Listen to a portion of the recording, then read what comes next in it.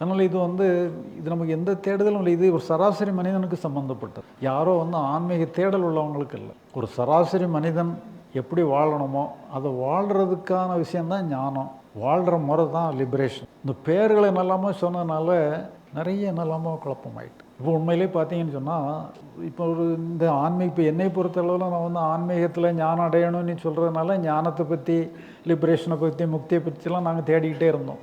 இப்போ சராசரி மனிதர்களை பார்த்தீங்கன்னா யாருமே ஞானத்தை தேட மாட்டாங்க. லிபரேஷனோ ஞானமோ அதெல்லாம் கேட்டாங்கன்னா யாருமே வரமாட்டாங்க. ஆனால் சராசரி மனிதனோட பார்த்தீங்கன்னு சொன்னால் எல்லாருக்குமே மனசில் நிம்மதியாக இருந்தால் போதும், பிரச்சனை இல்லாமல் இருந்தால் போதும். இதுக்கு காட்டுறது எப்படி, இதுக்கு வழி கண்டுபிடிக்கிறது எப்படின்னா, உண்மையிலே ஞானமும் ஒன்று தான், இந்த பிரச்சனைகள்லேருந்து விடுபடுறதும் ஒன்று தான், எல்லாமே ஒன்று. ஏன்னா இங்கே இதெல்லாம் பார்த்திங்கன்னா ஆன்மா, இறைவன்ட்டு என்னெல்லாமோ கொண்டு வந்துடுவாங்க. உண்மையில் அப்படியெல்லாம் நமக்கு தெரிஞ்சு வேண்டியது மனசை மட்டும்தான். ஆன்மா, இறைவன்கிறதெல்லாம் எல்லாமே மனசுக்குள்ளே அடங்கினது தான். மனசை கடந்து ஒன்றுமே கிடையாது. ஆனால் உண்மையிலே இது எல்லாருக்கும் தேவையான ஒன்று. நம்முடைய மனசை பற்றி தெரிஞ்சுக்கிட வேண்டிய அவசியம் எல்லாருக்கும் இருக்குது. நம்ம மனசு எப்படி ஃபங்க்ஷன் ஆகுது, அது எப்படி செயல்படுது, நம்முடைய பிரச்சனைகள்லாம் எப்படி இருக்குங்கிறது தெரிஞ்சாலும் ஒன்று தான்.